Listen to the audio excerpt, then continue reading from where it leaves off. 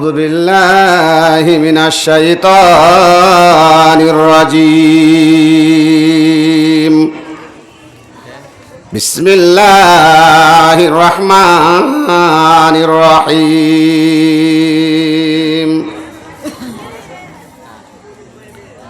الرجال قوامون على النساء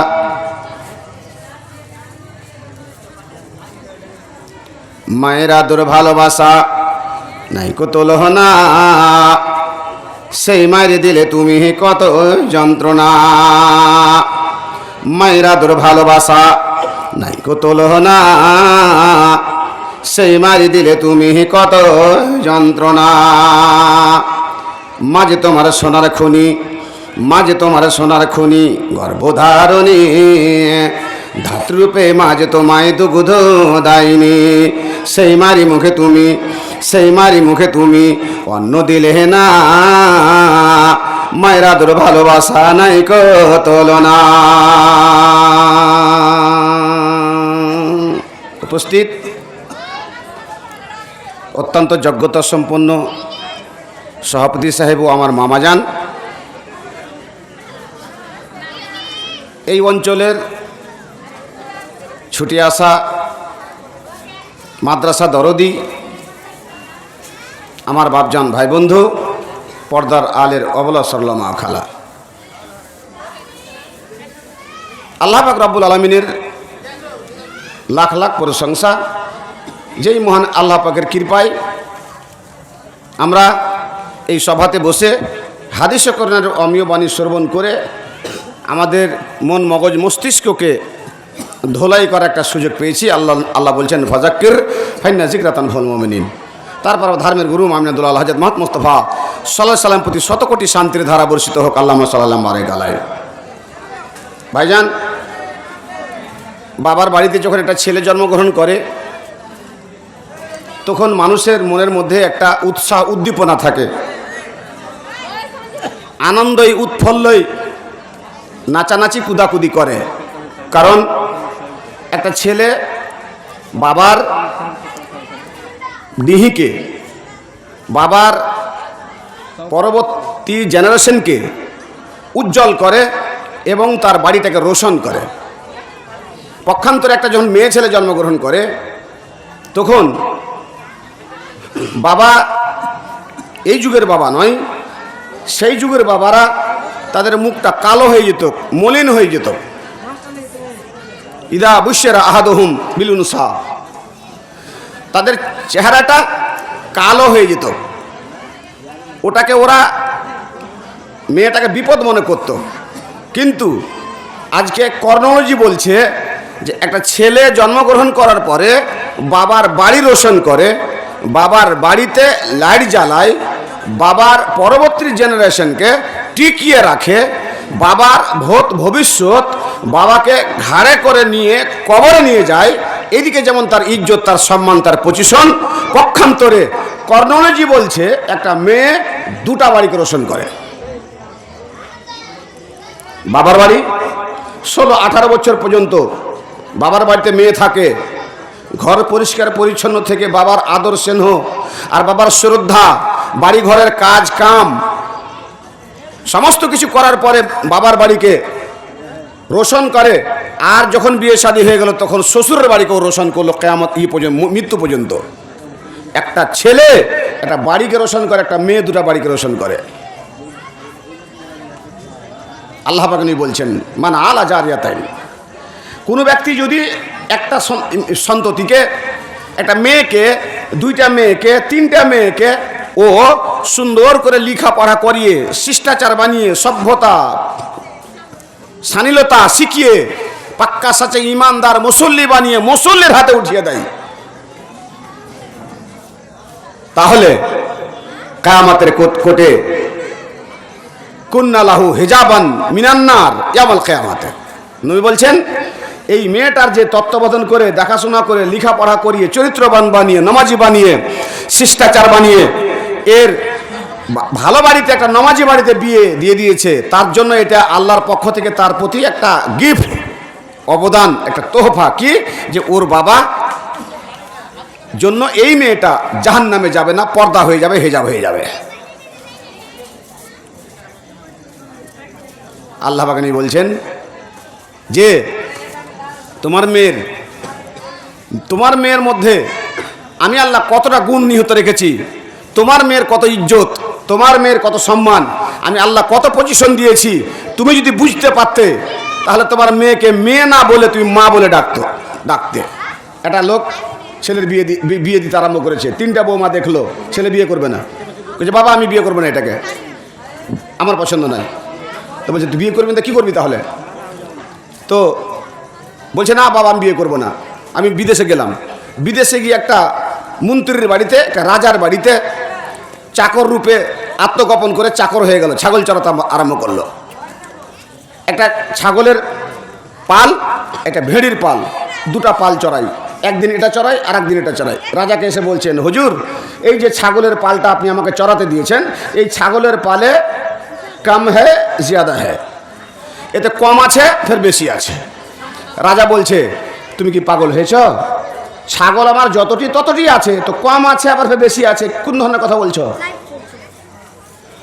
আর এই ভেড়ির পাল্লা যে চড়াতে দিয়েছে হুজুর, এই পালের মধ্যে বেশি আছে আবার ফের কম আছে। রাজা বলছে এটা কোন ধরনের কথা? বেশি আছে আর কম আছে, আর ওখানে বলছে কম আছে আর বেশি আছে। তোমার তো কর্নোলজি আমি বুঝতে পারছি না, তুমি কি বলতে চাইছো আমি বুঝতে পারছি না। বাদশা তাকে সঙ্গে করে নিয়ে ঘুরতে বেরিয়েছে, বন জঙ্গলের মধ্যে গিয়ে পিপাসা লেগেছে, খিদা লেগেছে, পিপাসাও লেগেছে। ছেলেটা বলছে আপনি এখানে বসেন, ইজলাস হোনা, এখানে বসেন, নুফাত্তেশ লাকা আর তোয়াম, আমি আপনার জন্য খাওয়ার ব্যবস্থা করছি। এই বাড়ি সেই বাড়ি ঘুরতে ঘুরতে ঘুরতে একটা বাড়ি থেকে দুধ নিয়ে এসছে। দুধ নিয়ে আসার পরে বলছে হুজুর কাজ হয়ে গেছে, 1 পেয়ালা দুধ পেয়েছি, কিন্তু হুজুর আপনাকে আমি পান করতে দেবো না, আগে আমি পান করবো। বলছে তুমি তো বাড়া বেয়াদব গো, আমি রাজা, তোমার মালিক, তুমি আমার চাকর, তুমি আমার খ্রিস্টান, আর তুমি আগে দুধ পান করবে, আমাকে দুধ পান করতে দিবে না? এটা কেমন ধরনের কথা বলছে? ও বলছে লা আনা আশরিবু আওয়ালান সানিয়ান আনতা তাশরিবা। সময় বেশি নিব না আপনার, পিছন দিকে বক্তা আছে, আধা ঘন্টা থাকেন আমার সাথে। বলছে আমি তো তোমাকে আমি দুধ পান করতে দিব না, আমি আগে পান করবো। ছেলেটা গাট গাট গাট গাট গাট গাট দুধ পান করে নিল, পরে ওকে দুধ পান করতে দিল বাদশাকে। জি কিছু দূর চলে গেল, বেশ সন্ধ্যা হতে আরম্ভ হয়েছে। দুধে খিদার নিবারণ আছে আর পিপাসারও নিবারণ আছে। ওই জন্য চাকে যদি আপনি বলেন যে আমি চা খেতে যাচ্ছি তাহলে ভুল হবে না, আর পানিকে যদি আপনি বলেন যে পানি খেতে যাচ্ছি তো ভুল হয়ে যাবে। পানি খাওয়ার জিনিস নয়, পানি পান করার জিনিস, আর চা হচ্ছে খাবার জিনিস, কারণ চায়ে দুধ আছে, পাত্তি আছে, পাত্তি খাওয়ার জিনিস, দুধ খাওয়ার জিনিস। দুধে খিদা নিবারণ করা, চার জন্য চা খেতে যাচ্ছি যদি বলেন ভুল হবে না। আর রিজালু কাওয়ামুন আলান নিসা বিমা ফাজ্জালাল্লাহু বাযাহুম আলা বাদ ওয়া বিমা আনফাকু মিন আমওয়ালিহিম।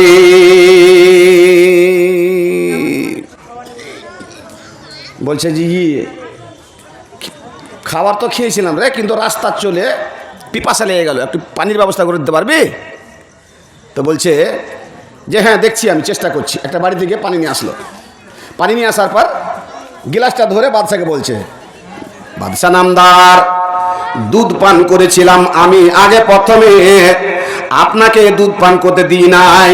হুজুর গো আমি ভুল করেছিলাম, মিথ্যা করেছিলাম, সত্য করেছিলাম, আপনার আমি বেইজ্জত করেছি, পরে সে কথা হবে। কিন্তু হুজুর আপনি এখন আগে পানি পান করে নিন, পরে পানি আমি পান করব।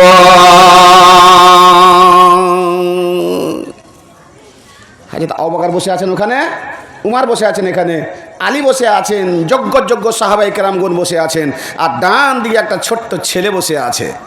আর দুধ 1 পেয়ালা দুধ নিয়ে এসে পান করার প্রসেসিং চলছে। হঠাৎ করে ছেলেটা দাঁড়িয়ে গেছে, বলছে দুধ আমাকে দাও।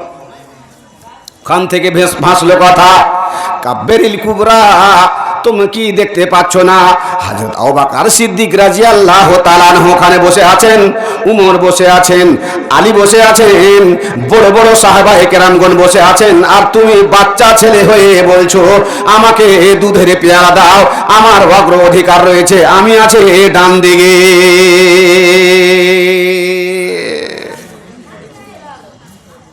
জি, তখন তুমি দুধ পান করলে আগে, আর এখন দিছে আমাকে পরে। তুমি জানো না মাল্লাম ইয়ারহাম সাগীরানা ওয়ালাম ইয়াক্কার কাবীরানা ফালাইসা মিন্না। বড়দের সম্মান করতে হয়, ছোটদের স্নেহ করতে হয়, স্নেহ আগে সম্মান পরে। তুমি আমার শ্রদ্ধা করনি এখন আমাকে পানি পান করতে দিচ্ছ।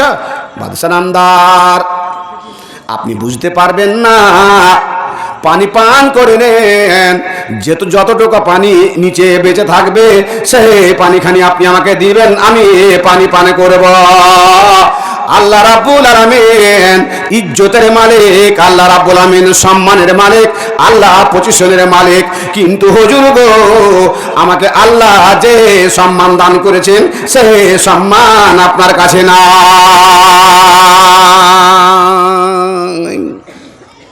বেটি পড়তে দিয়েছেন এখানে, একটা ছোট্ট বেটি দিয়েছেন পড়তে। জি, পতিনকে দিয়েছেন, লাতিনকে দিয়েছেন, আর লাতিন গিয়ে নানাকে আর নানিকে সালাম দিয়েছে, তো মনটা ভরে যাচ্ছে। কিন্তু আপনি পর্যালোচনা করেননি খো। জি, ওয়ানাহিতা সাহেবজাদা একটা মেয়ে আছে ইরানের, সারা বিশ্বের মধ্যে সুন্দরী দেখতে। জি, ঋত্বিক রোশন 10 নম্বর সুন্দরীর দিক দিয়ে। আপনার এই অঞ্চলে কত লোক আছে, সুন্দর আছে, ধনী আছে, জ্ঞানী আছে, নেতা আছে, বিচক্ষণ আছে, বিচারক আছে, মাস্টার আছে, মুলবি আছে, বক্তা আছে। সবচেয়ে উত্তম লোকটাকে, জি সবচেয়ে উত্তম লোক যদি আপনি শরীয়তের মাপকাঠিতে আপনি যদি মাপতে যান তাহলে আপনি অবাক হয়ে যাবেন। আল্লাহ পাকের নবী নাই, আল্লাহ পাক রব্বুল আলামিনের নবী পবিত্র ভাষায় বলে গেলেন, বন্ধু মানুষ যখন শিক্ষা অর্জন করে, বাচ্চা ছেলে হোক, বুড়া মানুষ হোক, বয়স্ক মানুষ হোক, আদর্শী মানুষ হোক, মানুষ যখন শিক্ষা অর্জন করে, আমি আল্লাহ রাব্বুল আলামিন আমার ফেরেশতাকে বলি তার সামনে তোমার গায়ের পাখাগুলো বিছিয়ে দাও। তুমি জানো না আমি আল্লাহ রাব্বুল আলামিন ওই ছেলেগুলোকে যারা শিক্ষা অর্জন করে, ওই মেয়েগুলোকে যারা শিক্ষা অর্জন করে, কত সম্মান, কত ইজ্জত, কত পজিশন তুমি যদি জানতে, তোমার একটাও ছেলেকে বাড়িতে রাখতে না, তোমার একটাও মেয়েকে বাড়িতে রাখতে না। খায়রুকুম মান তাআল্লামাল কুরআনা ওয়া আল্লামাহু।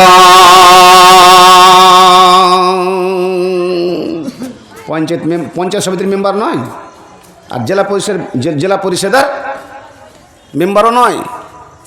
সবচেয়ে আল্লাহর নিকটে উত্তম ব্যক্তি ইজ্জতের সম্মানের দিক দিয়ে, পজিশনের দিক দিয়ে কে?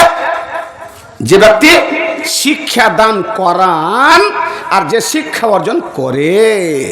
মাওলানা আব্দুল হাই সাহেব শিক্ষা দেন, ছাত্রদেরকে শিক্ষা দেন, ছাত্ররা শিক্ষা অর্জন করে।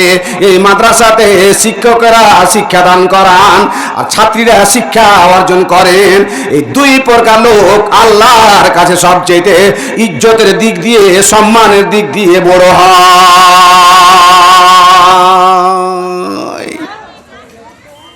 জি,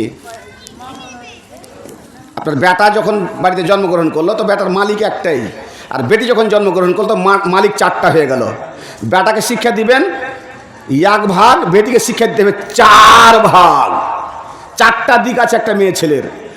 জি, ছেলে যখন সাবালক হয়ে গেল, সাবালক যদি ছেলে হয়ে যায় তো ইচ্ছা মতো বোম্বাই থেকে বিয়ে করে চলে আসবে, গ্রামে একটা বিয়ে করে নিবে, আর কোথাও বিয়ে করে নেবে, আপনার বলার কোনো কিছু থাকবে না। আপনি যদি বলেন যে বিয়ে তুই করেছিস বৌমা, আমি গছবো না, ছেলে যদি বলে তুমি গছো আর না গছো, বিয়ে আমার জায়েজ, শরীয়ত আমাকে পারমিশন দিয়েছে, মালিক আমি নিজে বিয়ে করেছি, তুমি মানলেও কি আর না মানলেও কি। আইয়ুমা ইমরাতিন নাকাহাত বিগাইরি ইজনি ওয়ালিহা ফানিকাহুহা বাতিলুন বাতিলুন।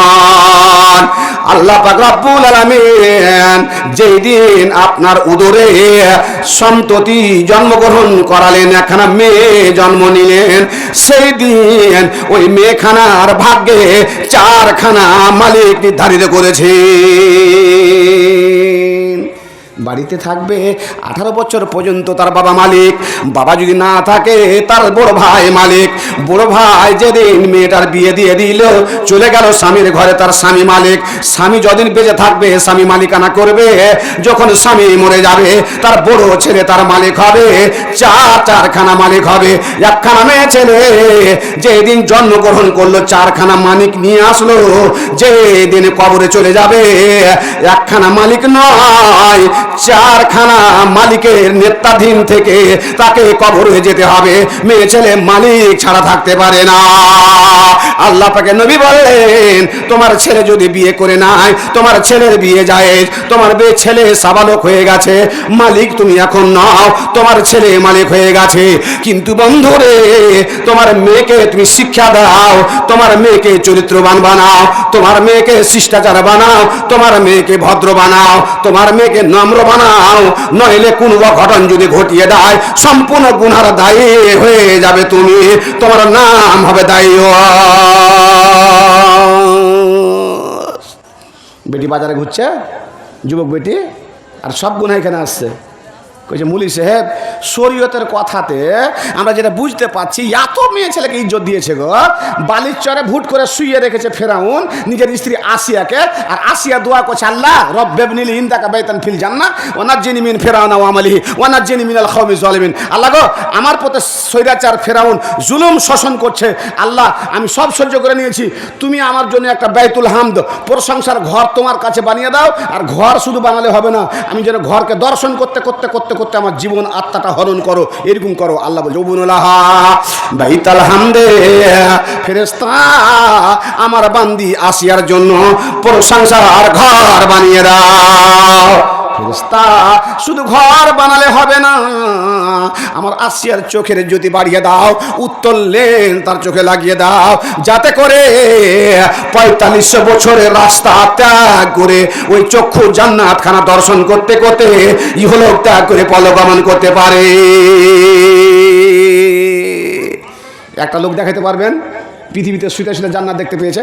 আশারায়ে মুবাশশারা 10টা আছে, 4টা খলিফা, তারপরে আরো 6টা আছে, 10টা আছে, জান্নাতের সুসংবাদ পেয়েছেন। জান্নাত পৃথিবীতে কেউ দেখতে পায়নি, একটা মেয়ে ছেলে দেখতে পেয়েছে। মেয়ে ছেলের ইজ্জত সম্মান পজিশন বাবাকে ওরকম তৈরি করতে হবে, নইলে যত গুনাহ সমস্ত বাবার ঘাড়ে আসবে। কিছু মাওলানা সাহেব হাদিসে কোরআনে সমস্ততে আমি যা দেখছি তাতে করে মেয়েদের প্রচণ্ড ইজ্জত। শুধু খালি হাদিস কোরআন দিয়েছে, খালি নবী দিয়েছেন, ভারতের ইজ্জতটা দেখতে পাননি?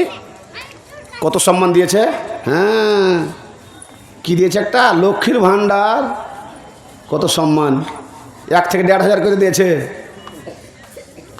টিকিট কাটেন শামসিয়াতে, রেলগেট ইয়াতে, টিকিট মাস্টারের ওখানে, মেয়ে ছেলে কোনটা থেকে আসলো, আপনি লাইন লাগিয়ে আছেন, 372টা লোক দাঁড়িয়ে আছে, আগা দিকে এসে সানাইত করে হাত ভর দিয়েছে। কেনে কইছে এটা ছুট দিয়েছে সরকার, ওকে ও লাইনে দাঁড়াইবে না, ও যে হাত ভরবে ও।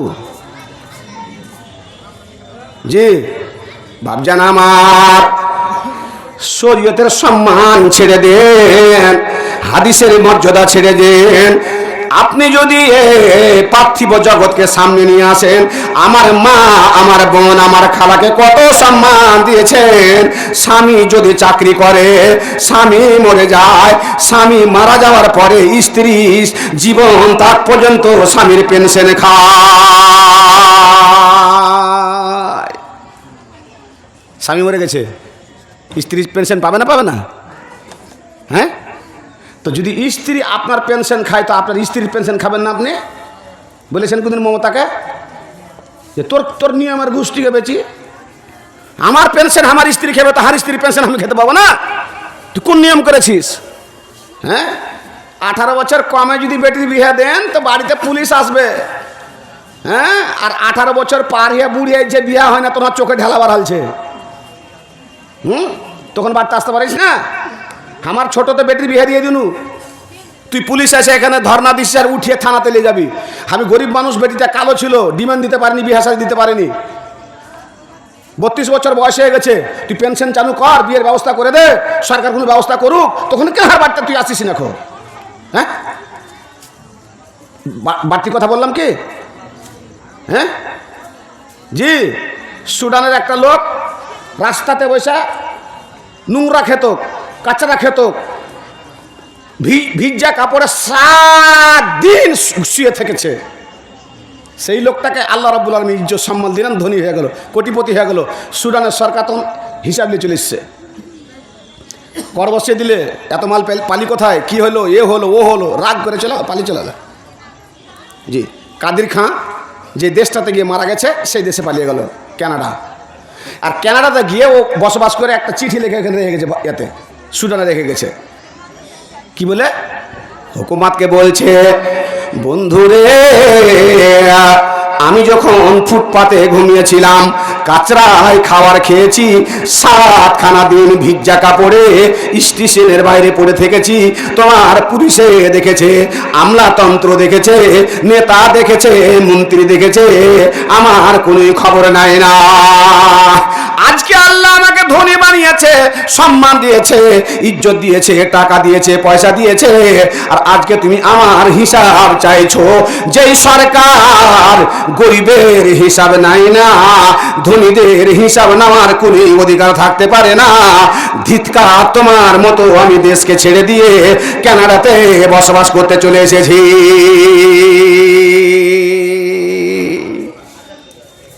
ফ্রান্সে একটা মেয়ে, জিমি মেয়েটার নাম, ও কাপড় খুলে ইয়ে করে, মানে ব্লু ফিল্ম তৈরি করে।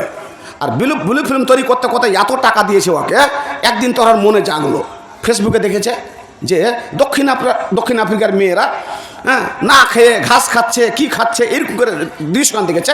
তখন ভিসা করলো, সৌদি গেল, এই ঘুরতে ঘুরতে ঘুরতে 13টা দেশ ঘোরার পরে দক্ষিণ আফ্রিকাতে গিয়ে দেখছে তো মেয়েগুলোর কাপড় নাই, ইজ্জতে কাপড় নাই, তারপরে খাবার কিছু নাই, আর কিছু নাই। এই করতে করতে তখন মেয়েটা কোটি কোটি টাকা কামিয়েছিল, জিমি মেয়েটা। ওখানে গিয়ে দেখলো, দেখার পরে টেবিলে 1খানা চিঠি লিখে দিল, 2খানা চিঠি রেখে দিল, 3খানা লিখে দিল। এই করতে করতে এতে দক্ষিণ আফ্রিকার যারা সোশ্যাল ওয়ার্ক করে তাদেরকে ডেকে বললেন, আমার খাতায় এত টাকা আছে, এত টাকা আমি ইনকাম করেছি, ব্লু ফিল্ম করে নিজের ইজ্জত দেখিয়ে ওই টাকার হিসাব আমি দিতে পারবো না। সরকারকে আমি ট্যাক্সের টাকা দেব না, কারণ সরকারের লোক আমার ইজ্জত দেখিয়ে আমাকে টাকা দিয়েছে, আর আমি ওই ইজ্জত দেখানোর টাকা দিয়ে দক্ষিণ আফ্রিকার মেয়ে ছেলেদের ইজ্জত ঢাকলাম, না সমস্ত টাকা দিয়ে দিলাম।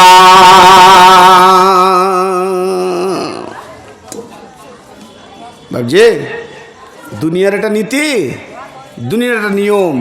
আপনার মেয়ের যখন আপনার মেয়ে বেরিয়ে গিয়ে যদি বিয়ে করে নেয়, তাহলে পরে নবী সাল্লাম একটা কানুন তৈরি করলেন, আইয়ুমা ইমরাতিন নাকাহাত বেগাইরে ওয়াদনি ইজনে ওয়ালিহা ফানিকাহুহা বাতিলান। তোমার মেয়ে যদি বেরিয়ে কারোর সঙ্গে বিয়ে করে নাই, মালিকবিহীন বিয়ে করে নাই, নিজের মনে মনে বিয়ে করে নাই, তোমার মেয়ের বিয়ে হবে না। কারণ তুমি হচ্ছে বাবা মালিক, তোমার বেটা হচ্ছে তার বোনের মালিক, স্বামী হচ্ছে তার মালিক, ছেলে তার মালিক, 4খানা মালিক, মালিক ছাড়া তার বিয়ে হতে পারে না। বাদশা নামদার পানি পান করে নেন, আপনি জানেন না, আপনি পানি পান করে নেন। আপনি পানি পান করার পরে আমি করব পানি পান। বাদশাকে পানি পান করিয়ে দিলেন, আর করিয়ে দেওয়ার পরে নিজে তারপরে পানি পান করলেন। আগে যেতে আরম্ভ করেছেন, দেখছেন বিশাল বড় এখানে কবরস্থান, ডেলিগেট শেষ হতে চলেছে। যদি কেউ খেতে চান তো খান, আর একটা ব্যবস্থা করেন না আপনারা, মেলা কিছু করছেন, আর একটা করেন কি, পার্সেল ঘরে প্যাকেট সিস্টেম করে পার্সেল, ও নিজে খেবে আর ওই স্ত্রী এক প্যাকেট নিয়ে নেবে। হইলো কি হইলো কবে আপনি দেখেন, আমি আপনাকে বলে গেলাম কিছুদিনের মধ্যে এটা হবে। জি, পার্সেল সিস্টেম হবে। তো ভাইজান ডেলিগেট বন্ধ হয়ে যাবে, যারা খাবেন মনে করছেন খেয়ে নেন। চলে যাচ্ছে বাদশার হাতে দিয়ে বিরাট বড় একটা কবরস্থান। তো ওই ছেলেটা বলছেন যে এই কবরস্থানে কিছু লোক জিন্দা আছে, কিছু লোক মরে গেছে। কই থাপ্পড় খাইছিনি তো তুই, হ্যাঁ উল্টা সিধা কথা বলছিস। কই হুজুর আমি যেটা বলছি সঠিক বলছি, পরে বলবো আপনাকে। জি, কথা কেটে দিলাম আপনাকে। জালসাটা মহিলা মাদ্রাসার জালসা, মেয়েদের জালসা। বাপজান, আল্লাহ পাক বললেন যে তুমি তোমার একটা মেয়েকে, দুটা মেয়েকে, তিনটা মেয়েকে সুন্দর করে লিখা পড়া করিয়ে চরিত্রবান মানিয়ে যদি তুমি ভালো ছেলের হাতে উঠিয়ে দিতে পারো, তাহলে কিয়ামতের কোর্টে জাম্মামা ইসবাই, আল্লাহ নবী হাত মিলানি করে আর বললেন, বন্ধুরে আমার, তোমার মেয়েকে তুমি চিনো না, জানো না, তোমার মেয়ের ইজ্জত সম্মান সম্বন্ধে তুমি জানো না। আমি আল্লাহ পাকের নবী, দয়ার নবী বলে গেলাম পবিত্র ভাষাতে, তোমার মেয়েকে শিক্ষা অর্জন করিয়ে ভালো চরিত্রবান বানিয়ে নামাজি বানিয়ে ভালো ছেলের হাতে যদি উঠিয়ে দিতে পারো, আমি আল্লাহ পাকের নবী কিয়ামতের কোর্টে যেই জান্নাতে থাকবো, সেই জান্নাতে হবে আমার পাশে তোমার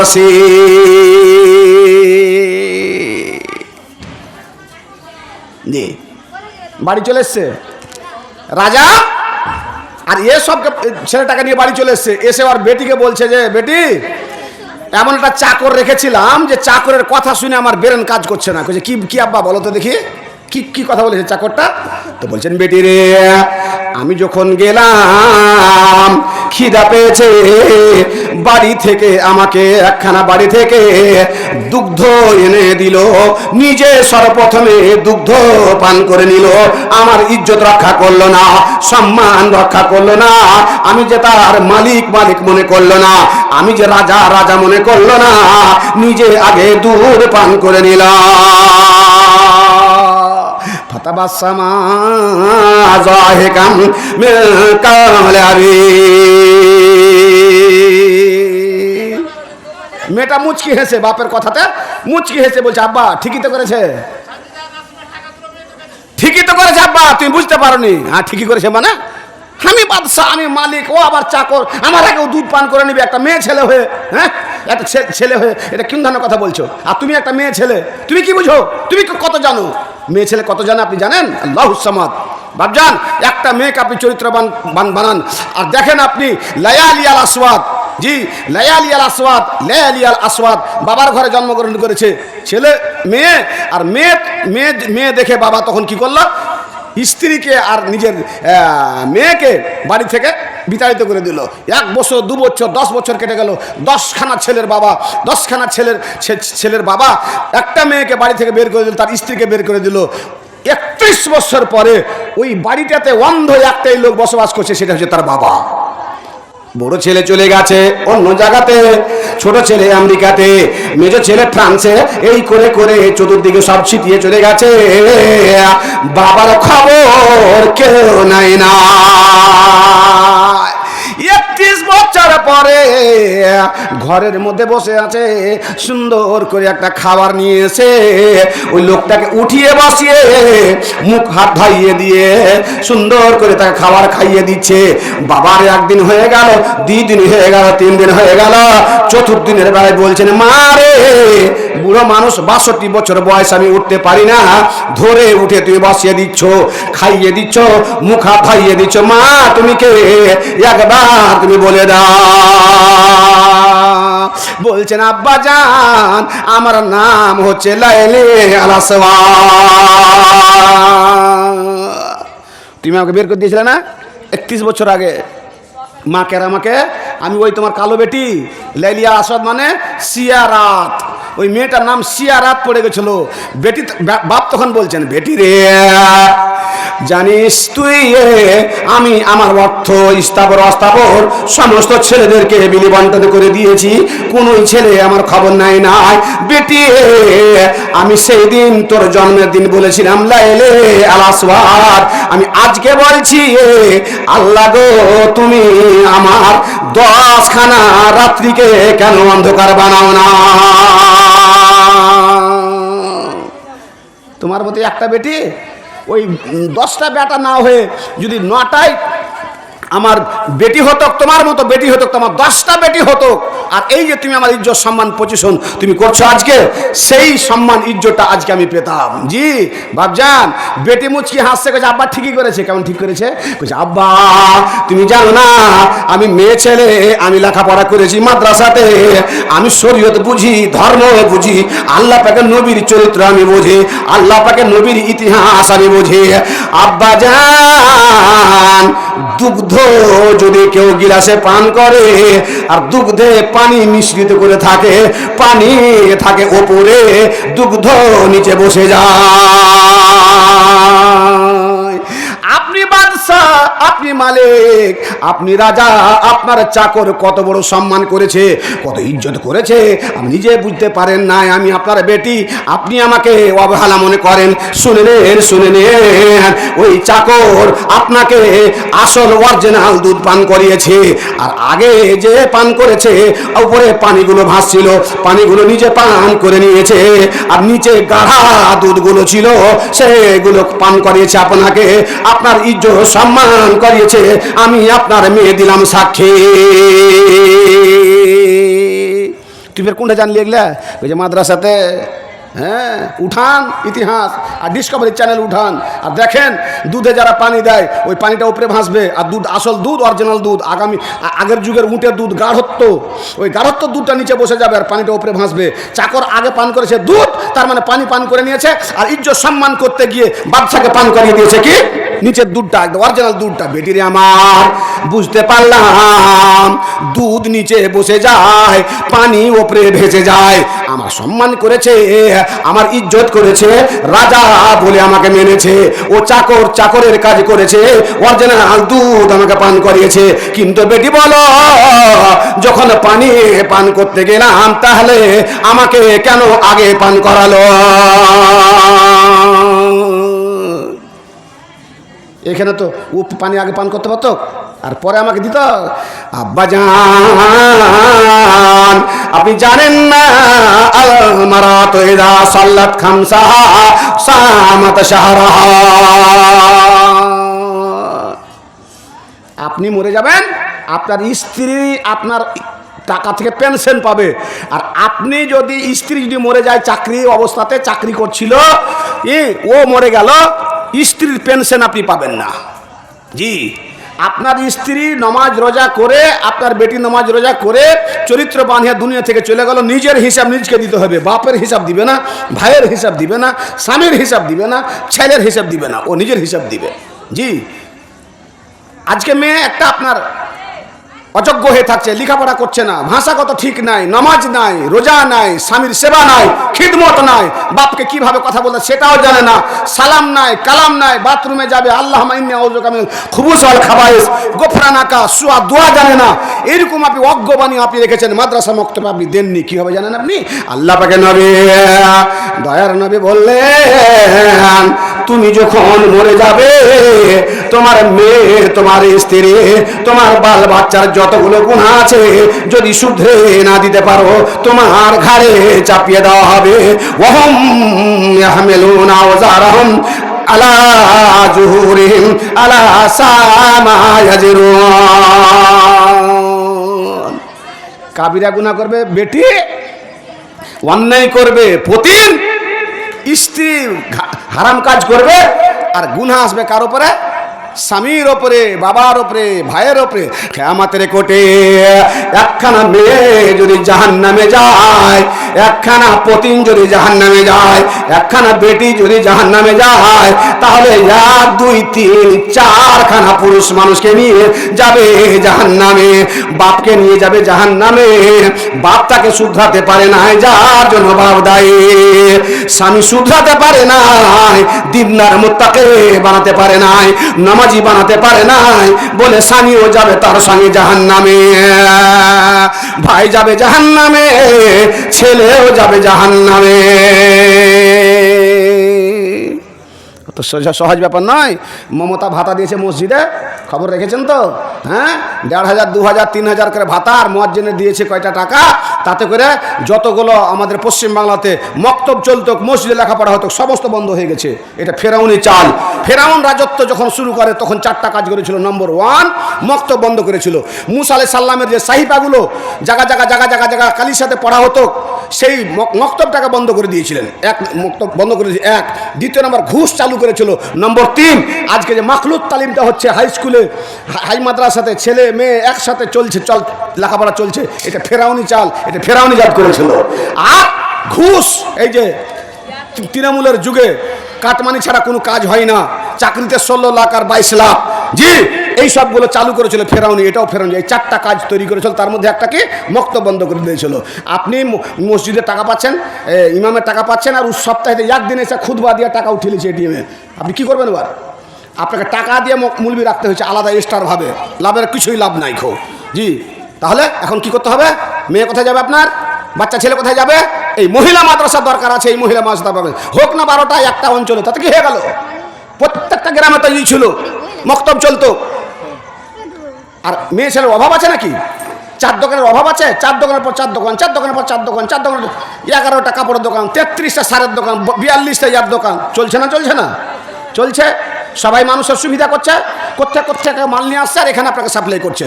সেরকম মহিলা মাদ্রাসা, এগুলা হচ্ছে ফ্যাক্টরি।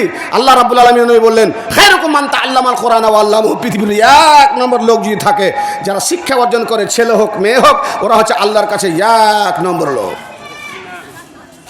বাবজান, বেটি বলছে, আব্বাজান, আমি মাদ্রাসা লেখাপড়া, বাপ আমার জ্ঞান আছে, আপনার সঙ্গে যে কাজটা করেছে তোমার চাকর, তোমার ক্রিশ্চান, তোমার গোলাম, একদম 100% ঠিক করেছে।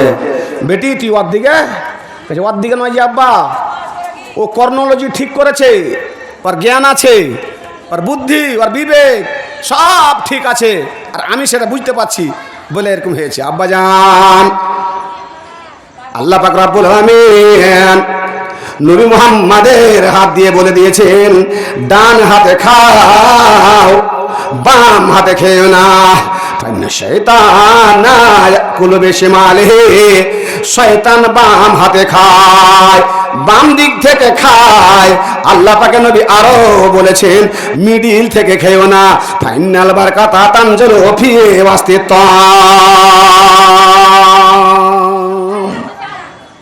খাওয়ার মধ্যখানে বরকত অবতীর্ণ হয়, অতএব মিডল থেকে খেতে হবে না। আব্বা জান, আমার বলে গেছেন, পানি পান করতে গেলে 3 শ্বাসে পানি পান করতে হয়।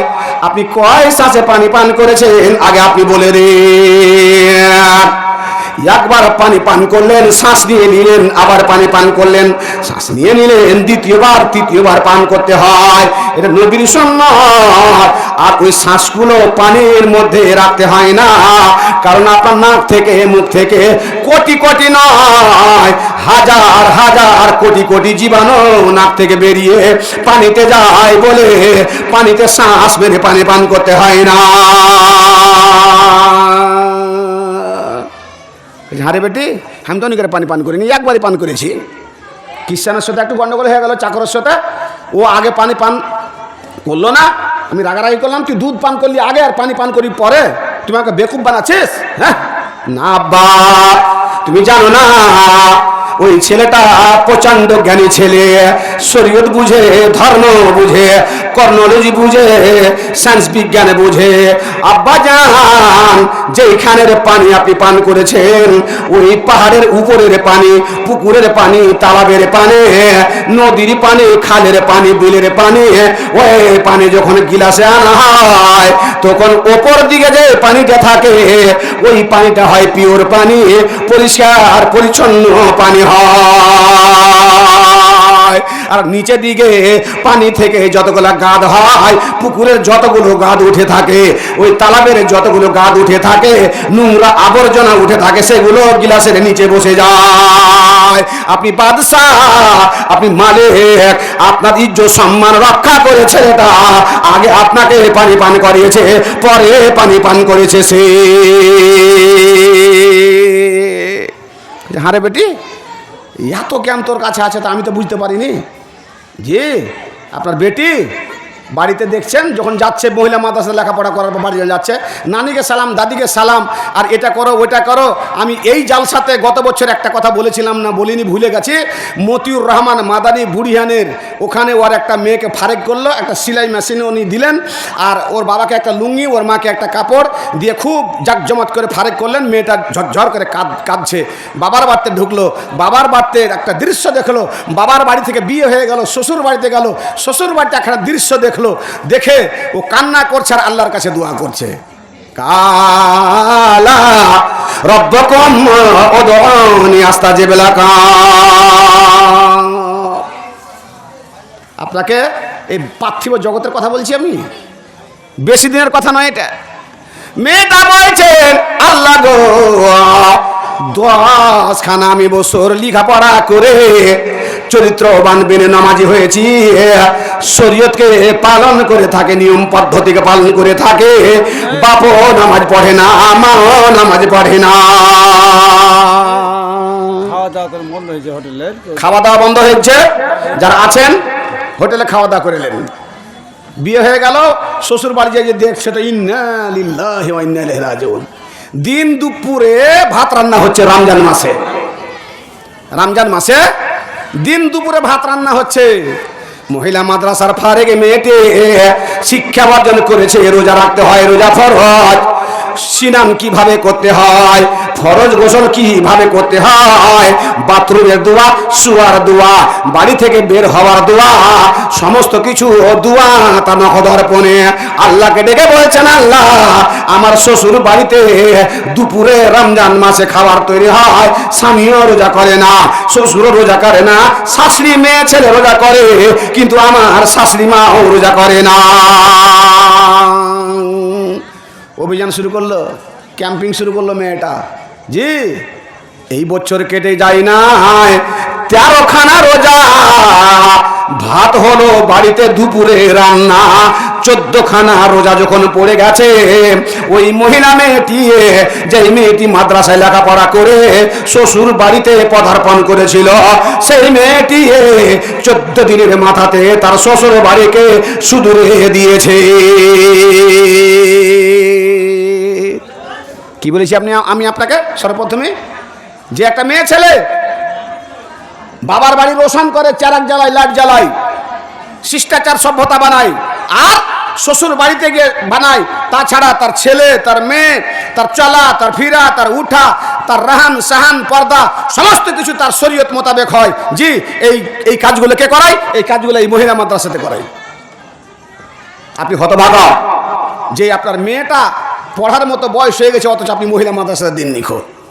আপনার মক্তব বন্ধ হয়ে গেছে, মক্তব আপনি দিন নিখো। মাওলানা আমার মেয়ে তো মিশনে পড়ে, আমার মেয়ে তো ইংলিশ মিডিয়ামে পড়ে, লেখাপড়া করবে, যখন জ্ঞানী হয়ে যাবে বাংলা বইয়ে সব শিখে নিবে। জাকির না একটা কথা বলেছে, হাত পা বেঁধে দিয়ে নদীতে ফেলে দেন, আর ওকে বলেন যে সাঁতার কাট। অসম্ভব, হাত বাঁধা আছে, পা বাঁধা আছে, কি করে সাঁতার কাটবে?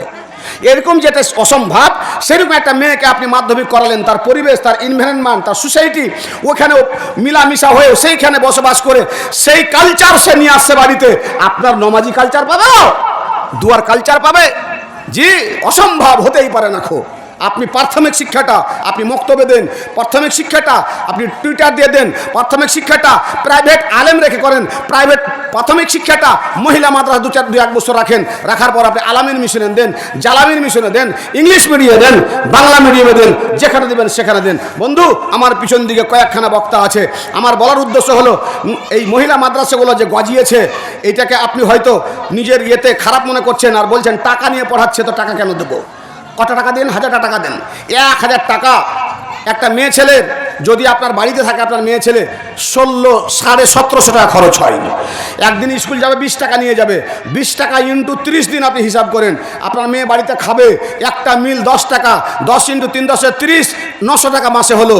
তারপরে কাপড় কানি, লাইন বিল, ফ্যান এইসব করতে গিয়ে একটা মেয়ে ছেলের হিসাব বিশেষজ্ঞরা করেছে, একটা মেয়ে ছেলে বাবার বাড়িতে থেকে যদি খাওয়া দাওয়া করে যদি লেখাপড়া করে স্কুলে কলেজে, তাহলে ওই বাড়িতে তার 1750 টাকা খরচ হবে বাবার পার ডে। আর আপনি কয় টাকা দিয়েছেন? মাদ্রাসায়? বলছে 1000 টাকা। তো 1000 টাকাতে কী হবে মাদ্রাসাতে? তখন এই জালসা হয়, তখন কালেকশন করে শিক্ষকরা, তখন হয়তো ব্যঙ্গ করেন আপনি, তখন হয়তো বড় বড় কথা বলেন, হ্যাঁ ওরা ব্যবসা ধরেছে, ওরা এ করেছে, তারা সে করেছে, এদের অভাসী স্বভাবই এই কথা বলে থাকেন। ভাবছেন আমার এই জায়গাটা নবীর জায়গা, এই জায়গাটা আহলে সুফার জায়গা, এই জায়গাটা সংস্কারের জায়গা, এই জায়গাটা ইসলামী ফ্যাক্টরি। এই জায়গাতে আপনার মেয়ে, আপনার গ্রামের মেয়ে, কয়েকটা কিছু ইয়াতিম মেয়ে থাকে, যে ইয়াতিম মেয়েগুলোর পয়সা নেওয়া হয় না। এই সব মিলিয়ে জুলিয়ে একটা যে খরচ হয়, ল্যানের বিল আছে, শিক্ষকের বিল আছে, খাওয়া খরচা আছে, বিল্ডিং আছে, কনস্ট্রাকশন আছে, সব মিলিয়ে জুলিয়ে আপনি দেখবেন যে তার কাছে পৌঁছালা। জি, সবাই এসব কাজ করতে পারে না। আর একটা কথা মনে রাখবেন, সমালোচনা সবাই করতে পারে, জি, চায়ের দোকানে বসে, মাঠে বসে, ঘাটে বসে, কিন্তু কাজ করতে পারে কয়জন? হাতে গোনা লোক কাজ করতে পারে। আর যারা কাজ করে তারা সমালোচনা করে, যারা সহযোগিতা করে তারা সমালোচনা করে না, আর যারা সহযোগিতাও করে না তারা সমালোচনা করে, শুধু সমালোচনা করতে জানে ও। আর সমালোচনা যারা করে, আল্লাহ নবী তাদের সম্বন্ধে একদম লম্বা হাদিস একটা বলে গেছে। আমি সেদিকে যাচ্ছি না, আমার পিছন দিকে 2-3খানা বক্তা আছে, আমি সমস্ত সময় নিয়ে নিতে চাচ্ছি না। আমি এটাই বলবো যে এই জায়গাতে যে মেয়ে ছেলে তৈরি হয়, একদম খাঁটি হাদিস কোরআনের মেয়ে ছেলে তৈরি হয়, বরখার মধ্যে আবৃত থাকে, এবং তাদের কথাবার্তা, আল্লাহ নবী বলেছেন রাস্তার মিডিল দিয়ে চলিও না। মহিলা মাদ্রাসার মেয়েরা কোনদিন রাস্তার মিডিল দিয়ে চলবে না, সাইড দিয়ে চলবে। আপনি দেখে নেবেন, আমি চ্যালেঞ্জ করলাম আপনাকে। আল্লাহ নবী বলে গেছেন রাস্তাঘাটে চলতে গেলে চেঁচামেচি করিও না। মহিলা মাদ্রাসার মেয়েরা বরখা পরে চলে, কোনদিন চেঁচামেচি আপনি দেখতে পাবেন না। জি বন্ধু, কথা হলো এই যে এই মহিলা মাদ্রাসাকে টিকিয়ে রাখার জন্য আপনার সহযোগিতার দরকার আছে। জি, গার্জেনের যে টাকাটা হয় সেই টাকাটা লিয়ার পাই না, ফরও পাই না। জি, তো আমি আপনার কাছে অনুরোধ আবদার করব, এবং যেই মেয়ে ছেলে এখানে লেখাপড়া করছে, যেই বোনেরা আমার পড়ছে, বেটিরা পড়ছে, তাদের গার্জেন এসছে, তাদের বাবা এসছে, তাদের মা এসছে, তাদের জামাইদা এসছে, তাদের ভাই এসছে, ওদের কাছে আমি অনুরোধ করব যে ওরাও এই মাদ্রাসাকে ভালোবেসে মুক্ত হস্তে একটা দান যদি দিতে পারত, তাহলে এটা জালসাটা সাকসেসফুল হতো। আমি আপনাকে বলেছিলাম যে ওই মেয়েটা, যেই মেয়েটা এতগুলো কর্ণজি বলছে আরও আগে যাবে, অনেকটা যাবে, কবরস্থান থেকে যাচ্ছিল, বলছে কিছু লোক মরে গেছে, কিছু লোক জিন্দা আছে। তো বেটি বলছে আব্বা এরকম কথা বলেছিল ছেলেটা? বলছে হ্যাঁ বলেছিল। বলছে যে আপনি জানেন না ওই কবরের মধ্যে এমন কিছু লোক আছে, যেই লোকটা করেছে কি, মরে গেছে বটে, 3খানা কাজ করে গেছে। বলছে কী কাজ রে বেটি? বেটি বলছেন আব্বা ওয়ালাদুন সালেহ, মানুষ যখন মরে যায় তখন সন্তানকে ছেড়ে যায়, জমি জায়গা বাড়ি গাড়ি স্থাবর বাস্তাবর টাকা পয়সা ব্যাংক ব্যালেন্স অনেক কিছু ছেড়ে যায়। কিন্তু আব্বাজান ছেলেকে মেয়েকে চরিত্রবান নমাজি বানিয়ে যেতে পারে না। যেই লোকগুলো কবরে ঘুমিয়ে আছে, বাড়িতে টাকা পয়সা জায়গা জমি সবই ছেড়ে গেছে, তার ছেলে নামাজ পড়ে না, তার মেয়েও নামাজ পড়ে না, বাবার জন্য দোয়া করে না, দানও করে না, ওই লোকগুলা মরে গেছে, মরে গেছে।